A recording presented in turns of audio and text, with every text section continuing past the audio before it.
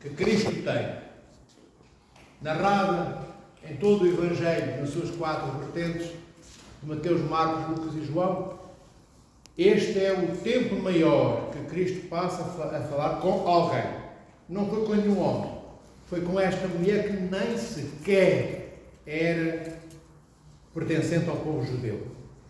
Ela era samaritana, ela era da região da Samaria. Bem, e para que nós entendamos melhor o admirável diálogo que Cristo tem com a samaritana e para que percebamos, para que entendamos o alcance do amor de nosso Senhor Jesus Cristo, é necessário que saibamos também um bocadinho da história. De onde é que vêm os samaritanos? Como é que eles apareceram? Como é que eles surgem? São judeus? Não são judeus? Bem, quando Salomão morre, o rei Salomão, no ano 930, por aí, à volta disso, por volta do ano 930, dizia eu, houve uma separação nas 12 tribos de Israel. 10 tribos ficaram de um lado, 2 ficaram do outro. Bem, e as 10 tribos deram origem ao reino de Israel, que era chamado o Reino do Norte, e o Reino do Sul era composto pelas tribos de Judá e de Benjamim. Bem, e assim foi desde o ano 930, e assim aconteceu até por volta do ano 722 a 727, à altura em que o Reino do Norte, onde estavam as tais 10 das 12 tribos de Israel, é invadido pelo rei da Assíria. E o rei da Assíria leva as tribos, praticamente todas as tribos, ou todas as 10 tribos mesmo, para o território, para o país da Assíria. Há quem diga que não foram as 10 tribos que foram todas levadas para o exílio, que as tribos de Efraim, Manassés e Levi ficaram ainda na Samaria por misericórdia do rei. Há outros que dizem que parte das tribos de Manassés, Efraim e Levi ficaram, mas a maioria dos membros destas 3 tribos foram levadas essas pessoas para o exílio, mas ainda ficaram muitas dezenas de milhares desses judeus que faziam parte das tribos de Manassés, Levi e Efraim. Bem, passados alguns anos, o rei da Assíria reenvia algumas tropas das que tinham conquistado estes territórios e envia também, pela primeira vez, cidadãos assírios para colonizarem o território do norte, este território chamado Israel, para o colonizarem, para ali se instalarem. Bem, e quando estes assírios chegam, encontram estes judeus que lá ficaram. Há alguns milhares, como disse, dezenas de milhares de tribos de Efraim, Manassés e Levi. Bem, e estes judeus, em contacto com esta população, enfim, que vem enviada pelo rei invasor, por estes assírios, entra numa aculturação religiosa, ou seja, começam a misturar o culto judaico com o culto politeísta dos assírios. E ao fim de algum tempo, estes judeus, eles tinham ficado destas 3 tribos, Manassés, Efraim e Levi, já não são verdadeiramente judeus, já não são puros na sua essência, já não adoram Deus verdadeiro e veridicamente como adoravam antes. Misturam-se, aculturam-se. Bem, isto no Reino do Norte. No Reino do Sul ainda dura mais 135 anos, o reino de Judá e de Benjamim, mas chamava-se Reino de Judá, mas eram 2 tribos, como eu disse, repetindo, Benjamim e Judá. 135 anos depois do Reino do Norte de Israel ter sido conquistado, também o Reino de Judá é conquistado, não pelos assírios, mas pelo Império Babilónico.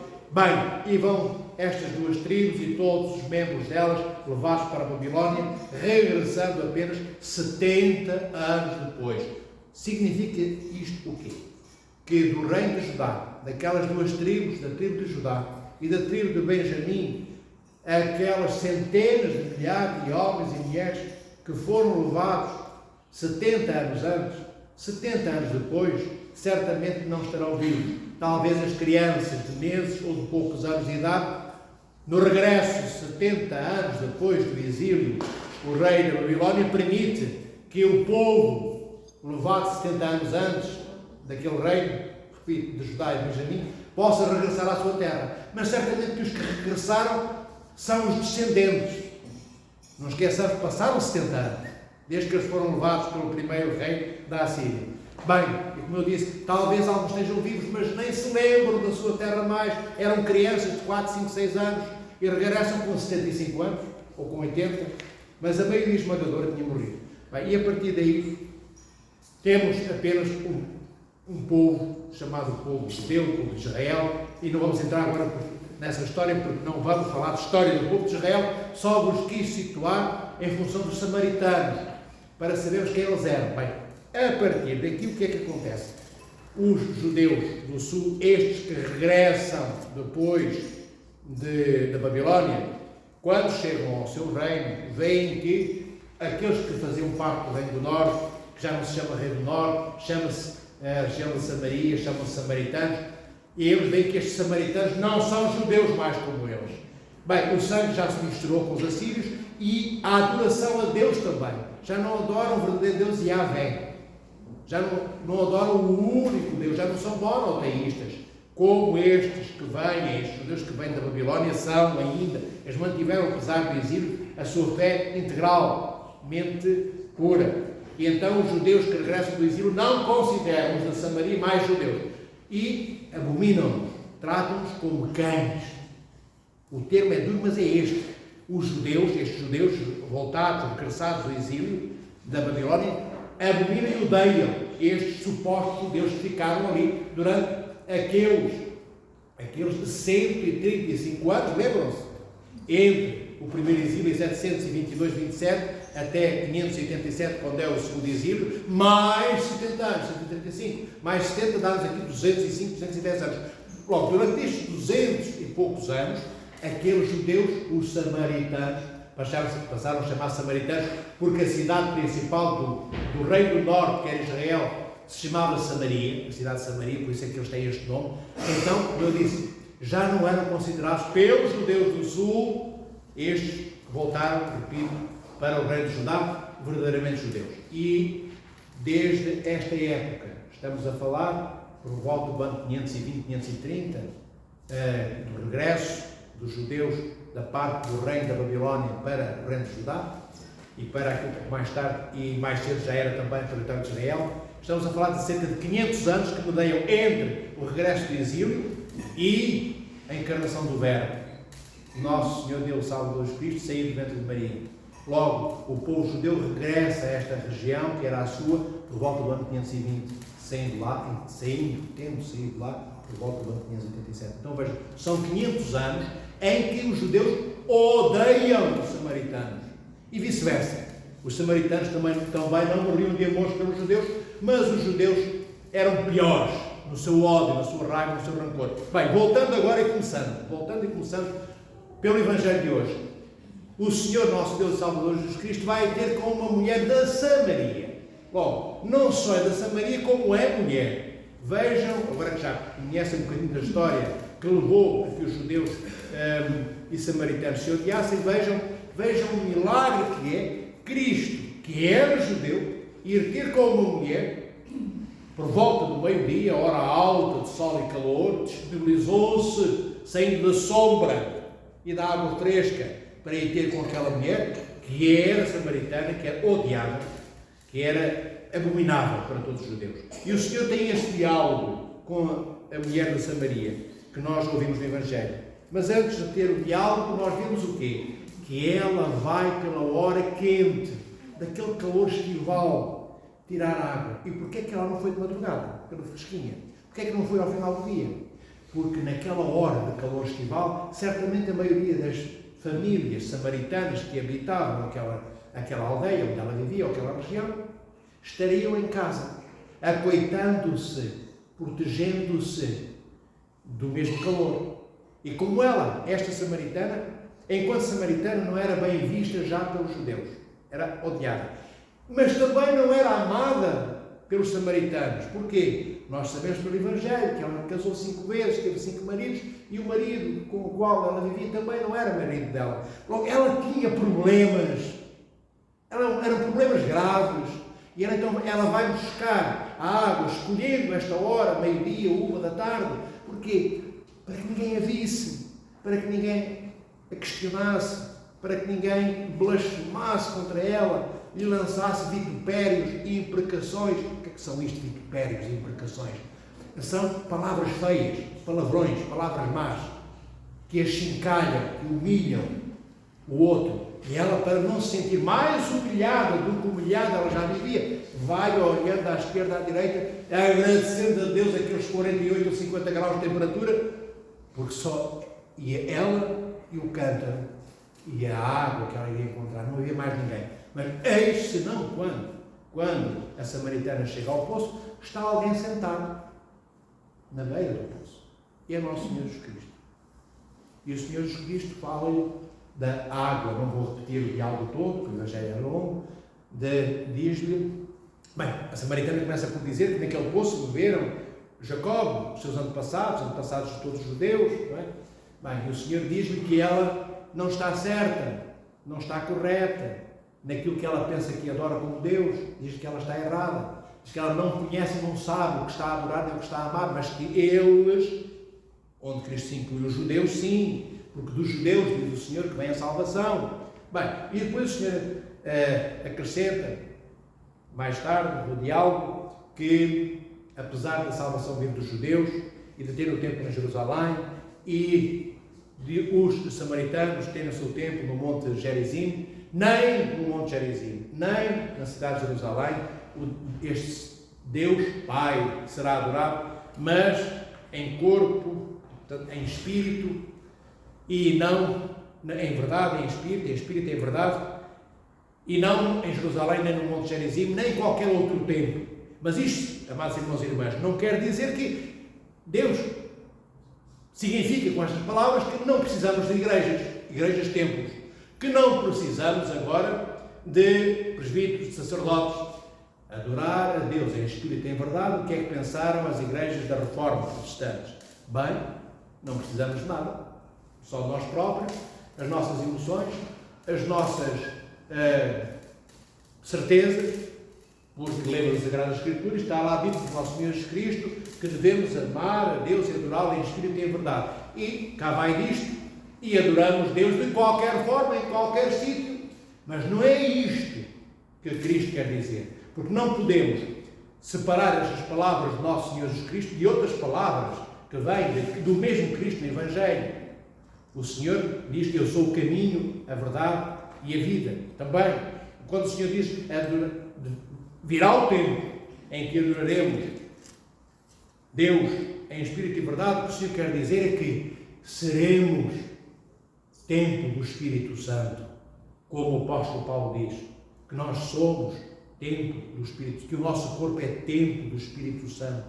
Mas isto não significa que nós agora sejamos o altar da Sagrada Liturgia, no qual celebramos o corpo e o sangue do nosso Senhor Jesus Cristo. Nós somos o templo do Espírito Santo enquanto corpo, este nosso corpo, porque nós transportamos dentro de nós o Salvador, o Senhor da vida, aquele que dá a água da vida à samaritana, aquela água da qual Cristo diz que ela não terá mais sede, porque aquela água será permanentemente fonte de água e de vida eterna nela. Não será mais como a água do poço, que ao fim de 2 horas precisa de ir lá buscar outro caneco, porque já voltou a ter sede novamente. Então, este amar a Deus em espírito e em verdade significa cumprir toda a lei. E Cristo diz também no Evangelho, é dito que o Senhor veio não para abrogar, não para destruir, não para impedir que a lei antiga fosse importante e se cumprisse. O Senhor veio cumprir e levar à plenitude a realização de toda a lei. E o que é que nós tínhamos na lei do Antigo Testamento? Tínhamos rituais. Nós tínhamos igrejas.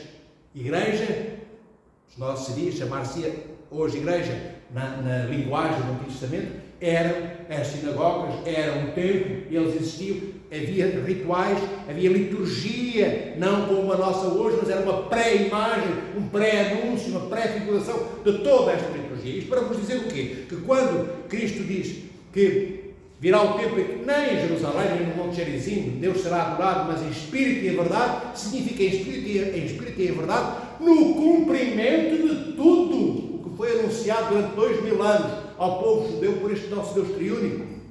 Não é uma invenção, não é um corte com toda a herança do Antigo Testamento.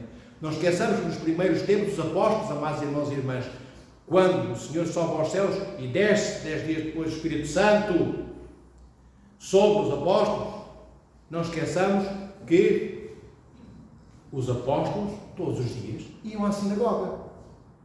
É verdade que eles eram cristãos sem se chamarem cristãos. Eram discípulos do nosso Senhor Jesus Cristo. O nome de cristão vem depois, em Antioquia, uns anos depois, é que são apelidados de cristãos. Mas eles continuavam a ir à sinagoga, continuavam estes cristãos que andaram com Cristo a ir cumprir os horários das orações nas sinagogas, no templo. Que não tinha havido ruptura do ponto de vista sacramental, entendem? Mas, do ponto de vista sacramental, quanto ao ritual que era celebrado. Mas o que é que os apóstolos fazem? E eles depois juntam às celebrações. Primeiro eles iam à sinagoga, voltavam para as suas casas. E em suas casas eles celebravam a liturgia. E eles partiam o pão e tomavam o vinho, que era o corpo e o sangue do nosso Senhor Jesus Cristo. Mas começaram a juntar orações que vinham da antiga lei. Isto para vos dizer que não vamos falar da liturgia, nem da história da liturgia, nem da sacramentologia, mas para vos dizer que não houve ruptura com o Antigo Testamento. Há um aperfeiçoamento e uma elevação à realização da plenitude da vocação ontológica que foi dada no Antigo Testamento a todo o povo e que foi rejeitada por todo o povo, porque eles pregaram, eles não são judeus, gregos, medos, todas aquelas gentes que andavam por ali em Jerusalém, todos eles são responsáveis, todos eles, pela crucifixão do nosso Senhor Jesus Cristo. Não são apenas os judeus, são os judeus e todos os outros. Então todos eles enjeitaram o chamamento que tiveram. Vocação ontológica inicial significa isso. O chamamento era um chamamento aqui a serem mais próximos de Deus. É um chamamento para que um dia se tornassem adultos e deixassem de ser crianças na fé e passassem a ser adultos. É este o diálogo que Cristo tem com a samaritana. E na samaritana, nesta caminhada de Samaria, Cristo encontra uma adulta. Adulta em quê? Na fé, uma adulta no arrependimento. É uma mulher adulta, porque ela assume publicamente diante do nosso Senhor Jesus Cristo, não lhe mente. Ela não diz, Senhor, estás enganado. Ela assume os seus pecados. Quando Cristo lhe diz, vais chamar o teu marido, e ela diz, não posso porque eu não tenho marido. Ela não conta a história toda. Inicialmente, há um pedacinho de temor. E o Senhor diz, é verdade. Tiveste 5 maridos e aquele com quem vives hoje não é teu. Nisso, diz Cristo, não mentiste. Então, Cristo encontra na samaritana uma mulher que aceita a revelação dos seus pecados, porque Cristo revela-lhe o que ela escondia. E o que é que acontece connosco, amados irmãos e irmãs? Também os nossos pecados existem. Nós pecamos todos os dias, nós pecamos a toda a hora, a todos os segundos e minutos, mas nós escondemos os nossos pecados. Nós temos vergonha, porque sabemos que quando pecamos somos desfigurados, tornamos-nos, uma linguagem para que todos entendam, feios, tornamos-nos muito feios, e todos nós gostamos de andar maquiados, todos nós gostamos de apresentar um rosto que os outros possam olhar com agrado, todos nós gostamos de andar trajados com roupas que os outros admirem, e a samaritana não se importou de ficar nua, desnudada, sem roupas, ainda que vestida de trajes físicos. Ela desnudou, ficou nua na sua alma. Ela assumiu que de facto era mesmo uma pecadora grande, tinha uma vida moral e eticamente reprovável, não era um modelo, um exemplo de vida para nenhuma das outras mulheres, ou homens, ou famílias daquela sociedade. Bem, e ela, em vez de lhe chamar o marido, que não tinha, porque ela não era casada, vivia com o homem que era marido de alguém, não é? De outra mulher. Mas ela vai, e ela diz o quê? Vai ter com os samaritanos e diz-lhes tudo sobre aquele diálogo dela com Cristo. E diz a todos que o Senhor, Cristo, nosso Deus, dizemos nós nosso Deus, Cristo lhe tinha dito tudo o que ela fazia, tudo o que ela era. Agora reparem, se ela vai dizer isto aos samaritanos, ela teve que fazer o quê? O oposto do caminho que ela levou para o poço. Como é que ela fez aquele caminho para o poço? Escondida. Escondida de toda a gente. Enquanto dormiam em suas casas pelo sol quente, ela ia, como eu disse inicialmente, olhando à direita e à esquerda e à direita, para que ninguém a visse. Agora não. Agora ela chega junto da aldeia, da cidade, e diz a todos: olhem, este é o Senhor nosso Deus. Este é o Senhor nosso Deus, Salvador do mundo. Porque Ele revelou tudo o que eu era. E eles devem ter perguntado: mas o que é que tu lhe contaste? Então, mas tu não és aquela que nós conhecemos? Mas que história é essa? Bem, e ela teve que revelar o que ela fazia. E ela teve que dizer a toda a gente que foi casada 5 vezes, se é que eles não sabiam. Ela teve que dizer que vivia com o marido, que era marido de alguém, de outra mulher. Ela teve que contar milhares de outros pecados. E todos eles, esses pecados, foram postos a nu diante de toda a cidade. E isto é muito difícil, amados irmãos. Isto é complicado de fazer. A maioria de nós, seres humanos, não fazemos isto. Fugimos não é do sol, do qual fugia a samaritana quando ia buscar água ao poço. Nós fugimos de nós próprios. Nós mentimos a nós mesmos. Tentamos diminuir os pecados que cometemos do tamanho da altura desta catedral e dizemos: não, este é um grãozinho de areia. É um pecadozinho. Não é pecado. É uma forma de eu me expressar. Para quê? Para podermos manter-nos como nós somos. Quase a terminar, meus irmãos. Devemos ver neste diálogo com a samaritana, entre Cristo e a samaritana, um momento em que ou nos tornamos como Deus é, ou ficamos como nós somos. Se ficarmos como nós somos, seremos cada vez mais aquilo que somos, e quanto mais aquilo que somos, mais distantes, mais afastados de Deus ficaremos. Se nos quisermos aproximar de Deus, então nós temos que nos deixar transfigurar pela graça daquele Espírito Santo que Cristo enviou da parte de seu Pai. Mas como é que nós podemos fixar em nós o Espírito Santo? Como é que nós podemos ter uma vida espiritual? Isso, já ouviram dizer, é importante sermos espiritualmente próximos a Deus. Espiritualmente próximos de Deus significa transportarmos o Espírito Santo em nós. Como é que isso acontece? Pelo perdão dos pecados, como somos perdoados? Não. Dir-me-ão, então, mas o perdão dos pecados não é importante. É, mas nós sabemos que eu vou à igreja, eu confesso, eu peço perdão pelos pecados cometidos. O que é que acontece? Imediatamente assim eu começo a pecar novamente. E diz-nos a tradição da igreja que, bem, nós pecamos 70 vezes, 7 vezes ao dia. O que é que significa? Aqueles que são perdoados. Nós, que somos perdoados, pecamos mesmo assim 70 vezes, 7 vezes ao dia. 70 vezes 7 vezes significa o quê? Que é mesmo 70 vezes 7? Não. Significa que são pecados tantos e tão incontáveis, tão inumeráveis, que nós dizemos 70 vezes 7 para dizer que nem sabemos a quantidade de milhares de pecados que fazemos todos os dias. Milhares de pecados, cada um dos pecados é o contrário do que Deus fez. Em cada pecado que eu pratico não há nada de Cristo. Não há nada do Pai, não há nada do Espírito Santo, há só do Lúcifer, há só do diabo, do demónio, só, porque ele é que é o Senhor da mentira, como Cristo diz. Ele é o fazedor de divisão, ele é aquele que separa da igreja, procura separar da igreja de Cristo aqueles que o escutam e que o olham. Há muitos que olham o diabo como se ele fosse, enfim, uma roseira nascida em plena primavera, mas é apenas noite fétida, escura, de negritude absoluta. Então, amados irmãos e irmãs, não basta pedirmos perdão pelos nossos pecados. Mais grave e sério, não basta sermos perdoados para entrarmos no reino dos céus. Para entrarmos no reino dos céus, temos, ponto número 1, confessar os nossos pecados. Ponto número 2, se quisermos ir por pontos, receber o perdão dos mesmos pecados. Mas agora temos que fazer um caminho importante, que é o caminho que a samaritana de hoje faz. O que é que aconteceu com ela? A samaritana, no final do diálogo com Cristo, não é mais a mesma do início do diálogo. Ela mudou. Ela é outra mulher. Tanto assim é que quando reza a tradição da Santa Igreja Ortodoxa, do nosso Senhor Jesus Cristo, a tradição diz, quando São Pedro e São Paulo moram, são martirizados, que a mulher samaritana, que se chama Santa Fotini, em grego, em grego é Fotine, quer dizer, em português será Luzia, ou Lúcia, a toda luminosa. Então quer dizer, Fotine é o nome desta mulher que dialoga com Cristo hoje.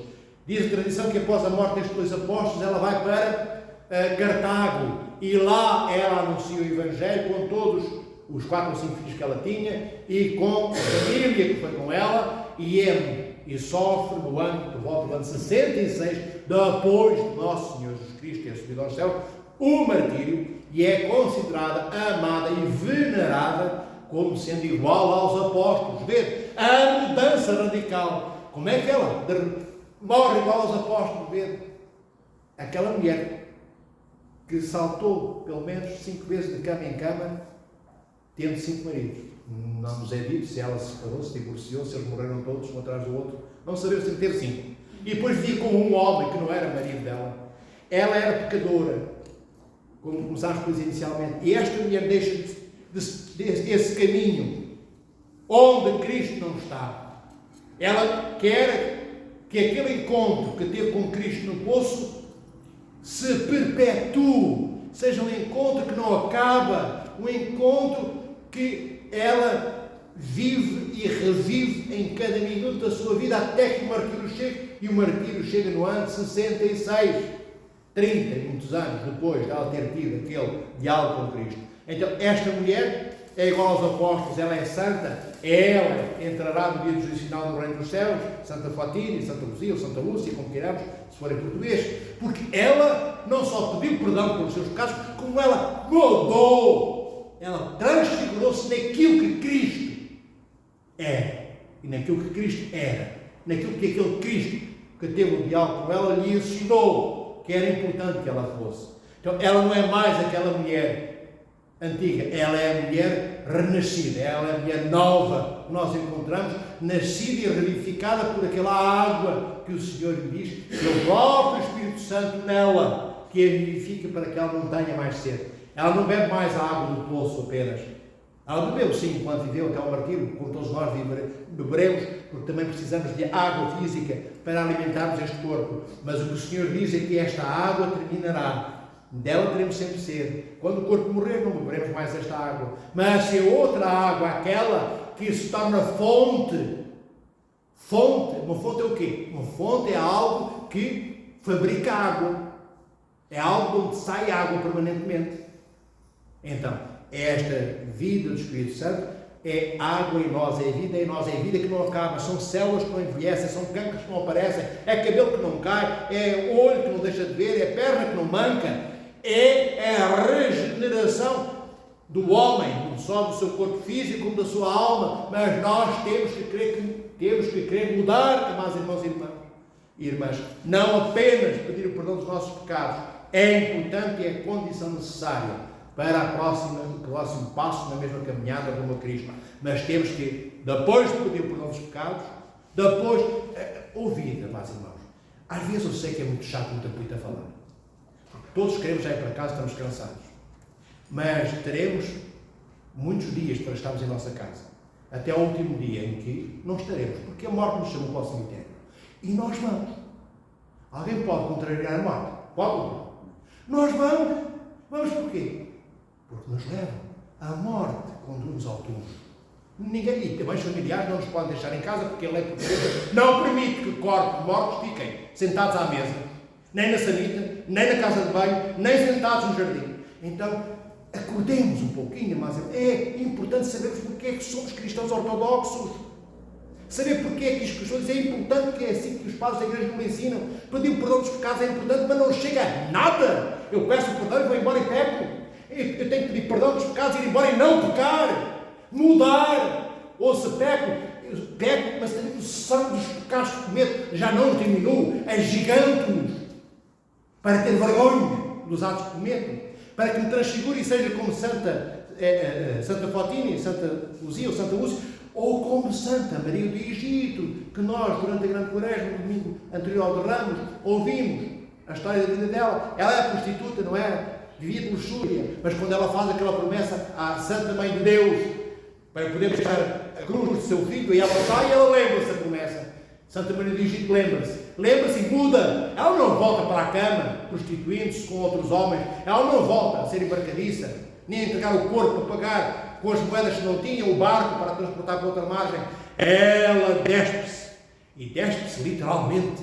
Ela fica nua quando passa o Rio Jordão e põe o pé no deserto. Não é mais a mulher antiga, é esta Santa Maria do Egito que nós conhecemos. É esta Santa Fotina e Lúcia que nós conhecemos no Evangelho de hoje. Então, para sermos deificados, para sermos cidadãos dos céus, nós temos a vocação, nós temos o passaporte, falta-nos o visto para podermos entrar. Falta-nos o visto posto no passaporte. O visto, amados irmãos e irmãs, é a mudança que Deus constata que nós deixamos que pela graça do seu Espírito Santo fosse operada, realizada em nós essa mudança. Somos vocacionalmente cidadãos dos céus, ou seja, somos chamados já desde o ventre de nossas mães para a cidadania celeste, mas temos que carimbar o passaporte. E carimbamos quando nós nos tornamos portadores dos critérios daqueles que são cidadãos dos céus. Quais são os critérios? Sermos iguais a Cristo.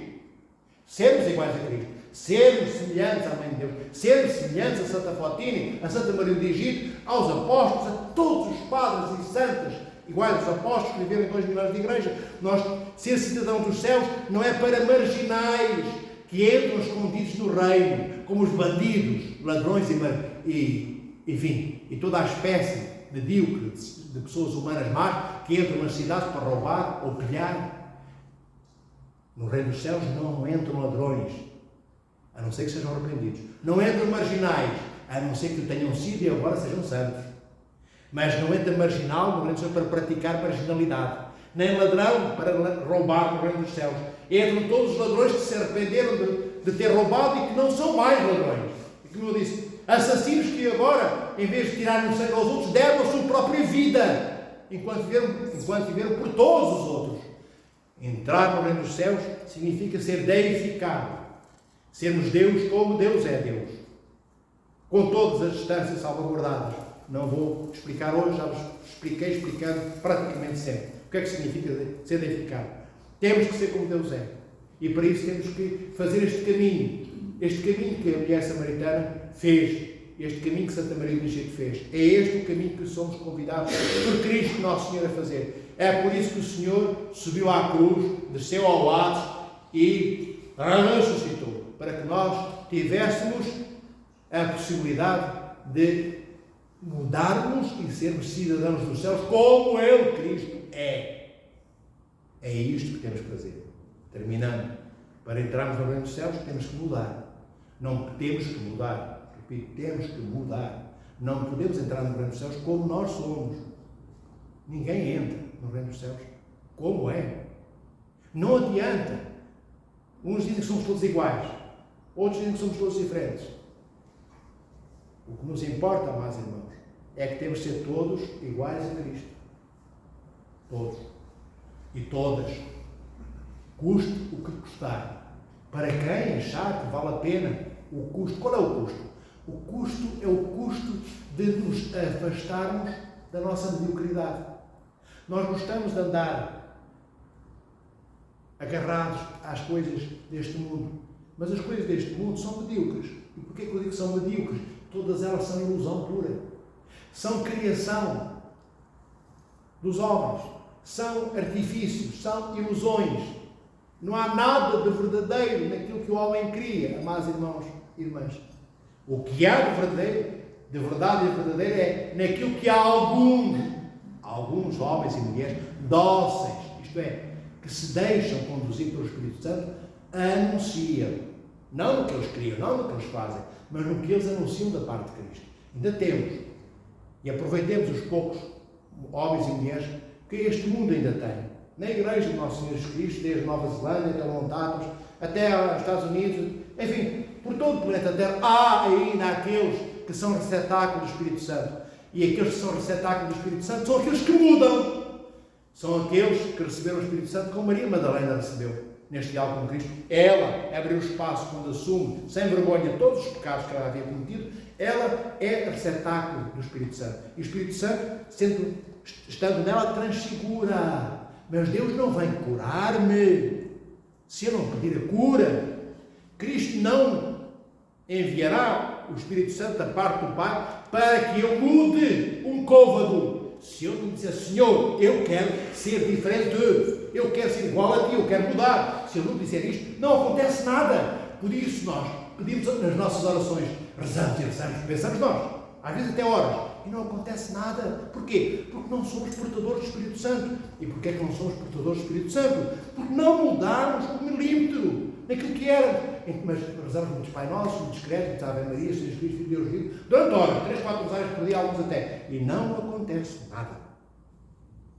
Porque não pode acontecer. Porque eu não estou a orar.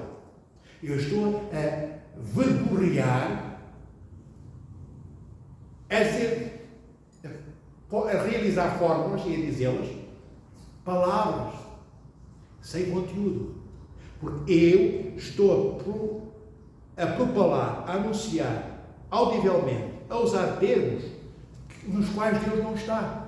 Porque eu estou a usar indevidamente instrumentos e alfaias, que são a oração, é um instrumento e uma alfaia que é verdade, mal usados. Eu tenho que usar a oração, mas depois de querer ser transfigurado pelo Espírito Santo, depois de querer ser igual a Cristo. Então a oração é toda ela vontade minha, exposta audivelmente nos ouvidos de Deus, e Deus ouve o quê? Quando eu oro, Senhor, eu sou pecador, tem piedade de mim. Senhor, eu sou pecador, tem piedade de mim. Muda-me, ajuda-me, transfigura-me, cura-me. O Senhor vai ouvindo isto. E quando ouve isto, Deus pode agir em nós, porque nós somos senhores de libertar Deus da sua impotência. Bem, podes-me perguntar, mas Deus é impotente, tem um limite, Deus é? Sim, só há uma forma em que Deus não tem poder, é quando nós limitamos o poder de Deus, porque Ele deu-nos a liberdade, e Ele respeita a nossa liberdade, e não nos curará, nem nos curará no reino dos céus, se no uso da minha liberdade eu disser, Senhor, eu não quero ir para o reino dos céus. Senhor, eu tenho um cancro, mas vou morrer com o meu cancro, não preciso de ir para nada. Não quero que me ajudes. Se fizermos isto, nós tornamos Deus impotente. E isto é um pecado, chamado pecado contra o Espírito Santo. Lembrai-vos daquela história dos gadarenos. Eles também criavam porcos ilegalmente. E quando viram que Cristo lhes vinha estragar o negócio, apesar do Senhor ter libertado, endemoniado, expulsado o demónio, mesmo assim eles disseram, o Senhor vai-te embora. Deixa-nos em paz cá com o nosso negócio, o nosso toucinho. O que é que Cristo fez? À imagem do que eu acabei de vos dizer, o Senhor vai para Cafarnaum, muda de cidade e não faz mais cura nenhuma e não fica na cidade. Também se nós não dissermos, Senhor, eu quero ser como Tu és.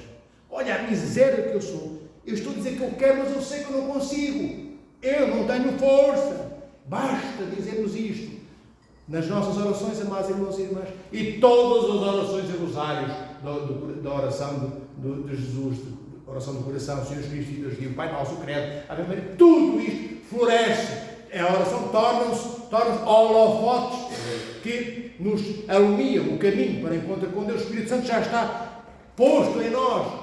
Já pensamos, nós que somos nós que nos transfiguramos e que mudamos, não. É a ação, é a força do Espírito Santo que nos está a mudar, a transfigurar, e de repente nós vemos e constatamos que não somos mais hoje como éramos há 10 minutos atrás, não somos mais hoje como éramos há um ano nem há 10, constatamos que somos diferentes. E quanto mais diferentes, mais nós temos a noção exata do tão pequeninos e pouca coisa que somos. Porquê? Porque a luz com que nós olhamos para a nossa casa interior, para os nossos quartos e divisões íntimas, é um holofote gigante, é como alguém que ilumina tudo, é como alguém que varre o seu quarto com uma luzinha apenas de vela num canto.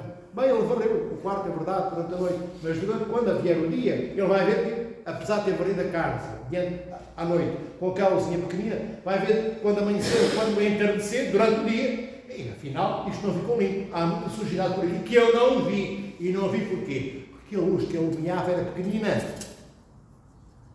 Mas se eu limpar a casa à luz gloriosa de um sol glorioso, de um céu azul durante o dia, dificilmente ficará um lixinho no chão ou uma teia de aranha num canto. Também, iluminados pela luz do Espírito Santo, os santos veem os pequeninos pecados. Para nós são pequenos, eles são do tamanho de montanhas. Porquê? Porque eles veem mais os pequeninos lixos aos quais nós não damos importância, mas eles são. Santa Maria do Egito, Deus, Samaritana de Ouro, Santa Faustina também. E todos nós, se queremos ser corpos portadores do Espírito Santo de Deus, temos de dizer: Senhor, vem e entra na minha pobre cabana, no meu pobre casebre, nesta minha pobre alma, de ignorância feita, ilumina a minha vida, para que eu me transfigure, me mude, para que eu seja verdadeiramente já o início daquilo que tu pediste que eu fosse na plenitude. Que eu comece a ser verdadeiramente humano, para ser plenamente humano no reino dos céus, para ser, Senhor, como tu és, Senhor Jesus Cristo, entenda-se. Então, amados irmãos e irmãs, para terminar mesmo, confessamos os nossos pecados. Recebamos com toda a gratidão e agradecimento dos pecados perdoados, para mudarmos e mudemos. E mudando, entraremos no reino dos céus. E então estes modelos não são apenas partes de uma história que nós nem sabemos porque é que a ouvimos ou porque é que temos que a escutar. Ela é a história nossa também. Nós um dia seremos também, como esta samaritana, exemplo para o outro, modelo para o outro, porque mudamos e somos portadores de Cristo, e somos portadores do Espírito Santo, e somos a imagem do quadro do Pai, porque Cristo diz: quem vê a mim vê o Pai. Então, se eu for igual a Cristo, quem vê a mim também vê o nosso Senhor Jesus Cristo. Foi o que aconteceu. Quem olhou para esta samaritana em Cartago, quem olhou para Maria do Egito, no deserto, com o Padre Zósimo, que encontrou mais tarde, 47 anos depois, viram uma santa, viram Cristo, em cada olhar, em cada gesto, em cada ato. É isto que Deus precisa de ver em nós. Porquê? Porque vê que nós quisemos ser, usando a nossa vontade, o que Ele nos pediu que fôssemos. Viu que nós entendemos que o que Ele tinha pedido que nós fôssemos era importante para nós. Vê que nós descobrimos que era importante para a nossa vida, não para Ele. Não para Ele. Deus não precisa de absolutamente nada da nossa parte. E se alguma coisa precisasse, e alguma coisa alegrasse Deus, é ver que nós descobrimos que somos cidadãos do céu, por nossa livre e espontânea vontade. Que o Senhor os proteja, os ame em todos os dias. E vos dê também a capacidade para me perdoar-vos o tempo a mais que vos faço sofrer tantas vezes.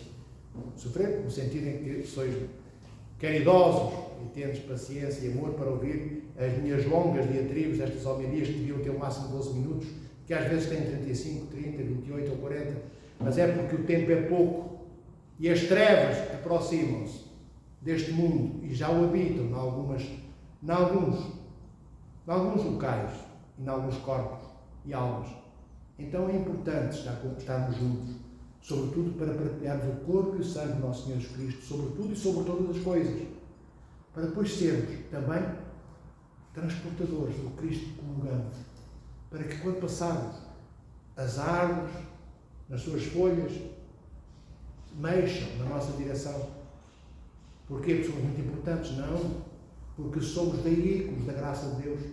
E quando tocarmos em irmão nosso, aquele cancro é curado. Porque eu curei? Não, mas porque a minha mão estava impregnada, cheia do Espírito Santo, como uma torneira que se abre, pela qual sai a água que me molha a cabeça num dia estival de verão quente e me refresca. Nós somos chamados por Deus para sermos isto, e muito mais do que isto. Orem pelos nossos doentes. Temos muitas pessoas com cancro e esta semana temos mais uma, que a seu tempo revelará a própria pessoa quem é. Temos que respeitar também a liberdade de decisão das pessoas. Mas temos mais um irmão ou irmã nossa que tem um cancro descoberto agora, recentemente. E só Deus sabe como é que esta pessoa está. Eu imagino, quando se tem um cancro e se descobre, é saber que a morte sentou-se na minha vida, para importar a minha vida. Então, orai por todas as doenças, mas estes cancros terríveis, um dia havemos de falar porque é que tanta gente, tantos cancros, estão a acontecer no mundo nas últimas 2 décadas, sobretudo nos últimos 10, 12 anos. Há razões para isso, mas não vou falar delas hoje. E sois livres de aceitar aquilo que eu vou dizer da parte da igreja, ou não, como sempre, mas lembrai-vos dos nossos doentes, de todos, doentes, homens e mulheres, para que Deus os proteja e guarde e abençoe.